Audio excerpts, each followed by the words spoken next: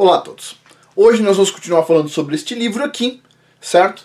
A conspiração no Gênesis 6, como sociedades secretas e descendentes dos gigantes planejam escravizar a humanidade. É um livro muito interessante, é um livro enorme e a gente vai terminar hoje um capítulo que se chama O Misticismo Enoquiano.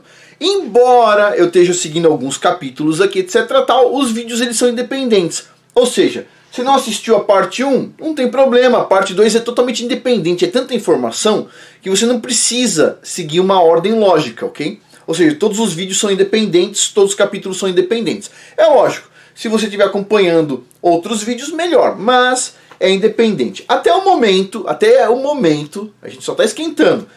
Tá aqui, ó, este capítulo aqui, ó, o misticismo enoquiano, acaba aqui, ó, na página 73, ok? E a gente leu até o momento aqui, a gente discutiu até o momento isto aqui do livro, ó, este pedacinho aqui, ó. Tá faltando isto, ok? A gente tá aqui, ó. Vamos lá. Então é muito interessante, esse livro aqui é muito interessante. Ele ajuda a ligar muitas peças. Mas vamos lá. Parte 2. O misticismo enoquiano. Ah, sim, antes de começar, eu estou ainda fazendo divulgação essa semana do curso Arte da Imperfeição para o crescimento pessoal e profissional, muito interessante, principalmente para quem é perfeccionista, para quem dá muito valor à opinião dos outros, para quem tenta fazer tudo perfeitinho e nunca faz no final das contas, etc. Esse curso é interessante. Quem tiver interesse em mais do que um curso, não só neste aqui, todos os outros cursos que tem no canal, você pode adquirir eles de forma independente, tem vários links com desconto aí embaixo, ou, na verdade, a área de membros, que custa $7 por mês, você acessa todos os cursos durante o mês que você está lá, e todo mês tem um curso novo. Ou seja, é um valor bastante interessante, fica bom para estar fazendo vários cursos ao mesmo tempo. Bom, mas vamos lá. Então é o seguinte, misticismo. Vamos começar por aqui, esse termo aqui, misticismo. A palavra misticismo vem da raiz místico, que no dicionário Webster é definido da seguinte forma: se prepara, senta numa cadeira e se prepara. Talvez não seja o melhor momento para a criança estar assistindo, ok? Tipo assim, vou fazer outra coisa. Vamos lá, então vamos lá. Da onde vem essa palavra misticismo? Olha só. Primeiro, a parte mais normal. Depois a gente vai pegar na parte assim que é o núcleo. Então, olha lá. Relacionado ou contendo mistério, envolvendo algo sagrado ou algum mistério revelado somente para aqueles com a mente espiritualmente iluminada. Até aí parece ok. Dicionário Webster. Pessoal, agora a próxima parte. Eu vou ler o que está no dicionário, ok? Não estou inventando nada. Então vamos lá. Aquele que procura por direta relação sexual com Deus, entre aspas, com sentimento religioso elevado ou êxtase. Então vamos lá. O que significa isso aqui? Ter relação sexual aí com Deus, entre aspas. É o que o pessoal chamava, os anjos caídos, o pessoal chamava de deuses, ok? Olha só, misticismo tem a ver com aquele que procura por direta relação sexual com os anjos caídos, percebe? Com os anjos caídos, ok? Deus entre aspas, porque os pagãos chamavam essas entidades aí de Deus, etc, tal, de deuses. Então assim, tá no dicionário Webster, não tem segredo. Tá lá, na cara de todo mundo, certo? Ah não, ninguém tinha relação com anjo, etc tal. Interessante isso, né? Mas vamos continuar. Misticamente ou misticismo, doutrina dos místicos no esforço de ter comunhão espiritual diretamente com Deus com D pequeno, os anjos caídos. Mistificar, fazer misterioso, obscuro ou secreto ou confuso, mistificar. Ok, místico, um sistema de crenças ou atitudes desenvolvidas em torno de um objeto ou associada com um grupo particular ou culto. Ok. Os mistérios eles foram criados para ensinar aos iniciados, e para ser mantido em segredo isso, né? Duas grandes verdades, eu vou colocar aqui, ó, entre aspas, duas grandes verdades, ó, verdade dos dias de hoje, ó, verdade, entre aspas.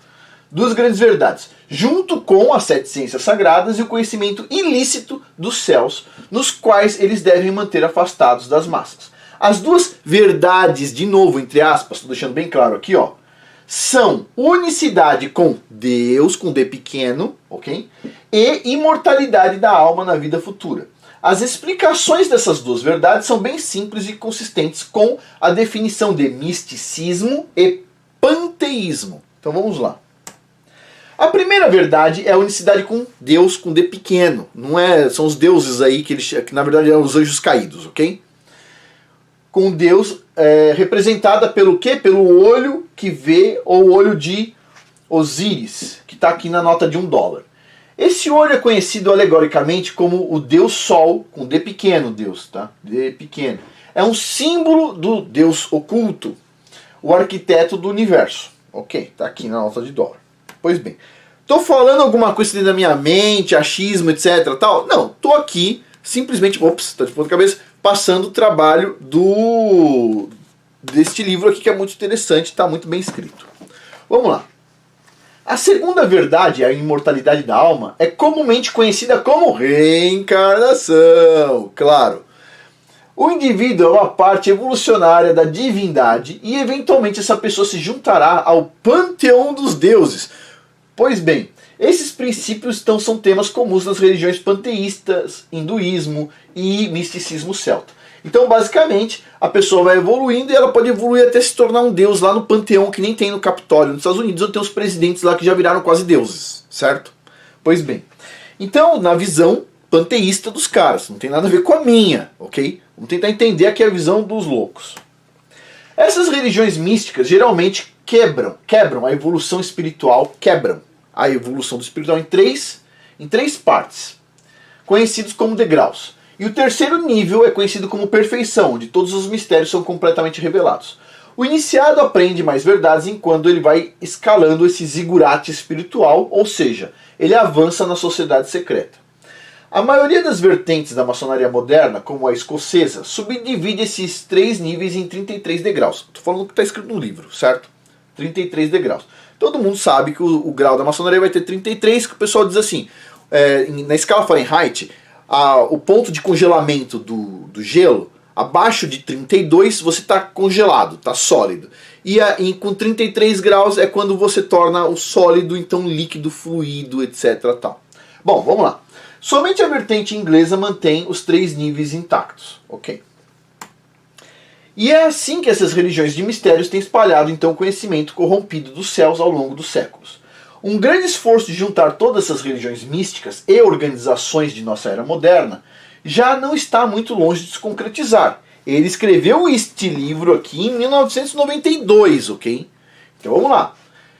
Olha só, esse não é nada mais do que um esforço de reacender a rebelião contra Yahweh, que primeiro aconteceu antes do dilúvio e depois retornou em Babel no tempo de Nimrod. Essa convergência é denominada comumente aí pelas pessoas, né, e instituições seculares como Nova Ordem Mundial, mas isso é uma definição que o pessoal colocou aí, que é uma definição, um nome, tá? Onde, segundo então eles, um governo único será a pedra angular para os sobreviventes da humanidade que evoluírem para divindades. Tem um monte, presta atenção, isso aqui foi escrito de novo em 1992, ok? Tem um monte de religiões que diz assim, que vai ter uma mortandade muito grande, não tem nada a ver com a catástrofe, aonde as pessoas mais evoluídas, mais evoluídas espiritualmente, elas vão evoluir para divindades, ok? Eu vou traduzir isso numa linguagem do ano de 2021, que não é a linguagem do ano de 1992, ok? A linguagem é a seguinte: algo vai corromper o DNA humano. Algo vai mudar o DNA humano, de forma que as pessoas que tiverem o novo DNA, certo, sem o nome do Criador lá dentro, vão ser considerados divindades, estão evoluindo, vão viver mais ou qualquer outra coisa, sem doença, etc, tal, esse monte de papo furado. Essas pessoas, o pessoal sabe que quando for haver a mudança de DNA, como é que eles vão fazer a mudança de DNA? Vou fazer de conta aqui que eu sou bobo, eu não sei, ok? Então, quando eles vão fazer essa mudança de DNA, não sei como é que vão ser feito, etc, tal, não sei, talvez, não sei, não tenho a menor ideia, né? Então assim, quando for ser feito isso, muitas pessoas vão morrer durante o processo, porque isso não é trivial para o corpo, certo? Mas, olha só, os sobreviventes da humanidade que evoluírem para divindades, aí sim vão ser liderados aí por essa nova ordem, etc tal. Segundo o cara aqui, no livro de 1992. Como é que eles vão fazer isso? Não sei, não sei. Simplesmente não dá para falar nada. Mas vamos lá, vou continuar aqui. Essas instituições seculares que darão suporte a esse governo único, tendo então, segundo o livro aqui, especificamente, os maçons como parte integrante, irão ser parceiros de uma religião panteísta, trazendo todas as religiões e governos para debaixo de uma só liderança, exatamente como era no tempo dos Néfilins e no tempo de Nimrod. Então os países vão começar a cair depois, primeiro um derruba um, que derruba o outro, etc. tal. Nesse joguinho de xadrez aqui, ó, os países vão todos cair, inclusive o vermelhinho, etc. E vai ter uma peça central, ok? Pois bem, e é lógico, né? Essa peça central com certeza deve ser um globaloide de um olho. Daqui um globo com um triângulo aqui com um olho, né? Bom, vai ser globaloide com certeza. Mas vamos lá, continuando aqui. O propósito dessa religião única será o mesmo das religiões místicas do passado. O mesmo. Somente os iniciados da elite poderão conhecer o cerne da doutrina. Já para o público, uma forma pastoral, presta atenção, pastoral de politeísmo será promovida. Será como a adoração pública da antiguidade que era baseada em politeísmo supersticioso. Presta atenção. Já é hoje, de certa forma. Funciona assim. Todo o misticismo pagão, ele tem que ser público. Ele não é feito escondido. Uma parte é a parte dos iniciados, etc. tal. Mas a adoração a essas entidades não é feita escondida. Eles fazem publicamente para todo mundo e envolve cada ser humano, ok? Só que o ser humano, ele não consegue ver isso. Ele adora uma entidade maligna e ele não consegue ver isso, porque o ser humano é tapado e não é a Bíblia. Mas vamos lá. Cada deus, entre aspas aqui, ó, cada deus pagão da antiguidade tem uma forma de adoração específica. E eles promovem essas formas de adoração de forma pública, mas, ao mesmo tempo, escondem do público quem está sendo adorado. Satã e seus anjos que estão sendo adorados. Essa técnica de engano é chamada de mistério lesser. A gente até falou uma questão sobre a questão de magias, etc. Magia negra. Tem um vídeo aqui, como é que esses caras fazem. E tem uma magia que se chama mistério lesser. A gente já falou sobre isso, que é o que a televisão usa, né? Pois bem, então você adora algo sem saber. Mas você adora, está registrado lá, os anjos estão tudo registrando, certo? Pois bem, então assim, alguém já celebrou essa festa pagã? Conhece? O Pinheirinho? Já celebrou? Pois é. As pessoas celebram uma coisa em público, todo mundo celebra uma coisa pagã e as pessoas nem percebem.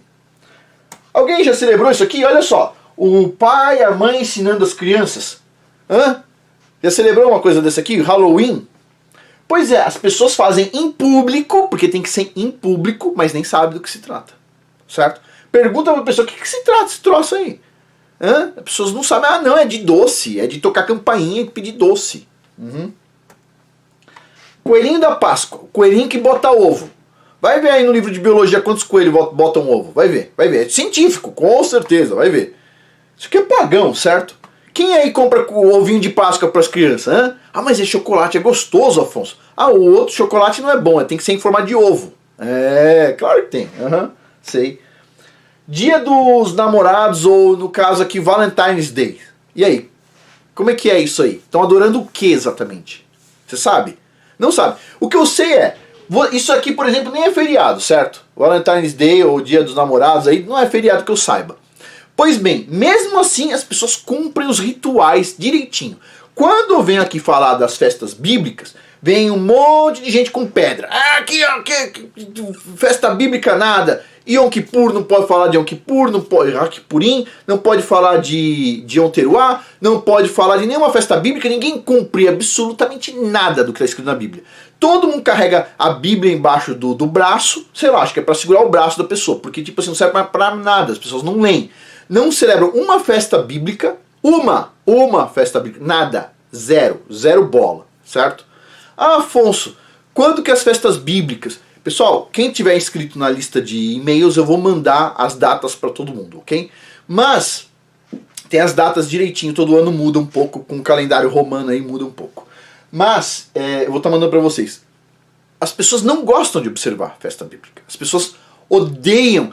Você não pode trabalhar em tal dia, você tem que pensar, estudar a Bíblia, etc. Não.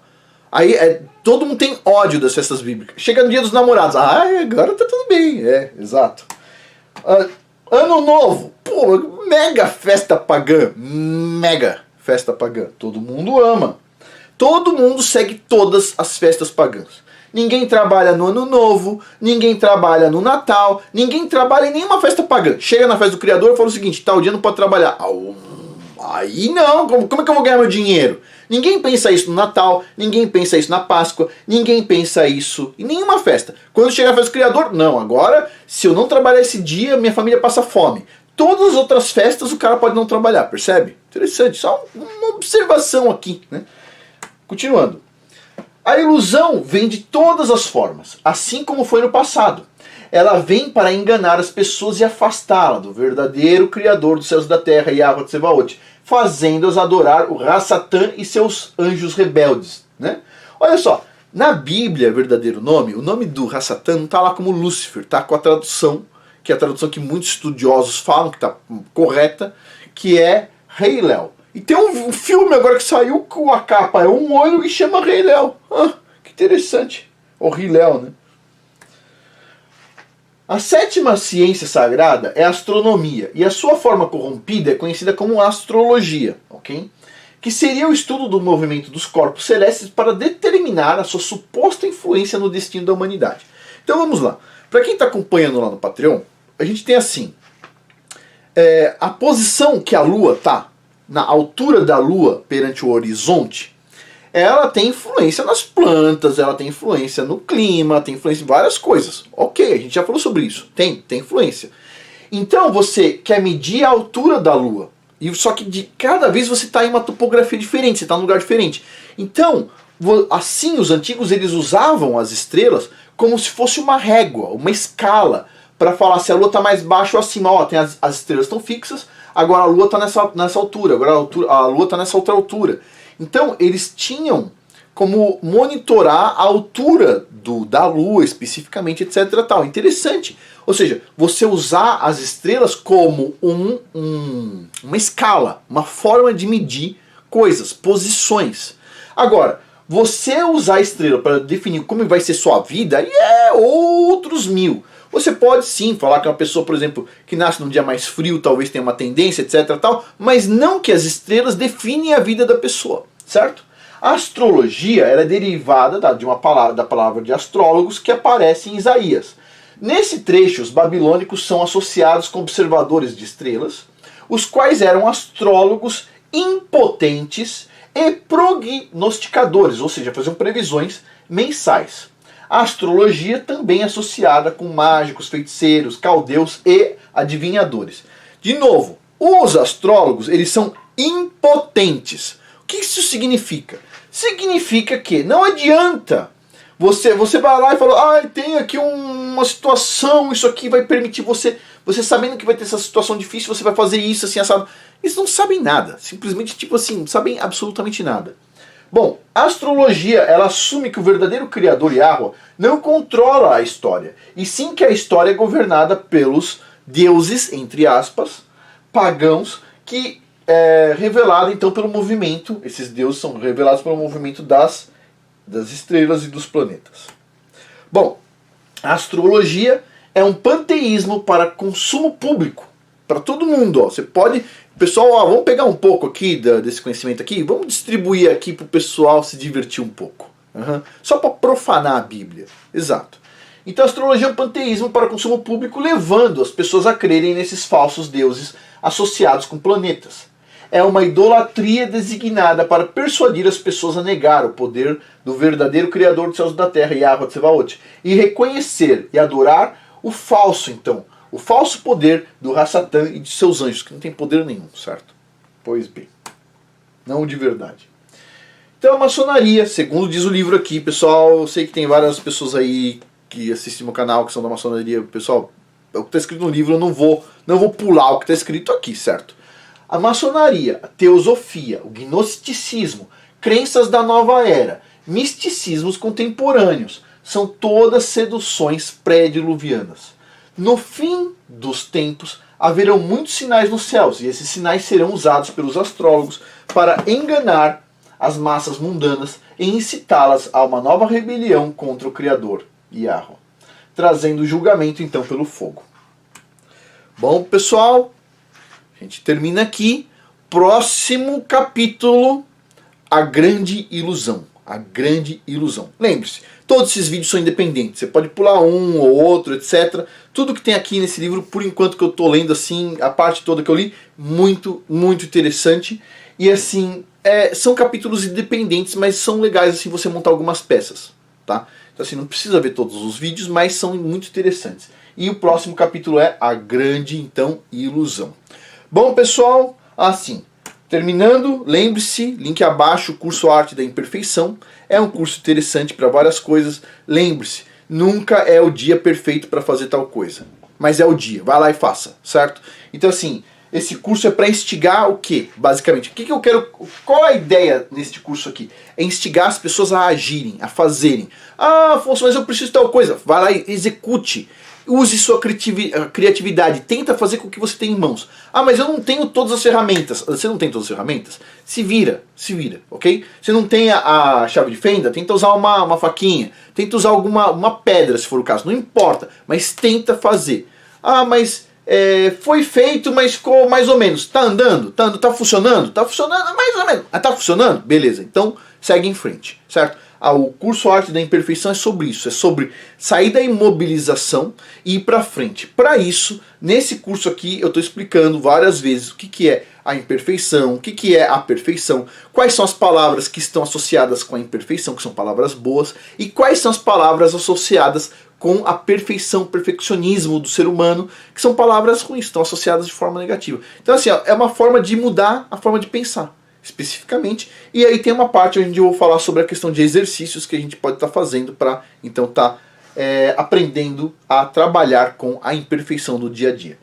Quem quiser fazer mais do que um curso, além deste aqui, tiver, por exemplo, produção de lenha, kefir, esse networking é muito legal para empresário, ó, uma base de apoio para o sucesso, a arte dos preços, a diferença entre lucro e prejuízo, esse aqui é muito interessante para pessoas da área de serviços, mas também eu falo aqui sobre a questão de pôr valor em curso online, etc. Tal. Quem assistiu já esse curso aqui, sabe que eu coloco os valores dos cursos muito abaixo do que eu poderia colocar. Eu coloco os valores, todos esses cursos aqui são um valor bem abaixo do que eu poderia colocar, e além disso, eu coloco a área de membros para você fazer todos os cursos. Durante um mês custa $7. Você está lá todo mês pagando $7 e todo mês tem um curso novo sendo acrescentado aqui. Essa lista vai ficar enorme um dia, certo? Só que você não vai conseguir fazer tudo em um mês. Cada vez tem mais e mais e mais cursos.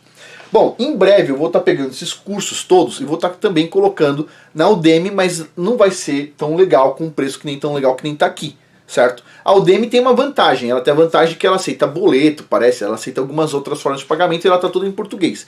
Mas aqui é muito simples entrar, é muito fácil fazer os cursos e os cursos estão em português, certo? Sou eu mesmo que estou falando. Bom, pessoal, mas é isso. Quem tiver interesse, então, na área de membros, link abaixo também. Bom, e em breve a gente já continua falando desse livro aqui. Por hoje é isso. Muito obrigado a todos. Até mais.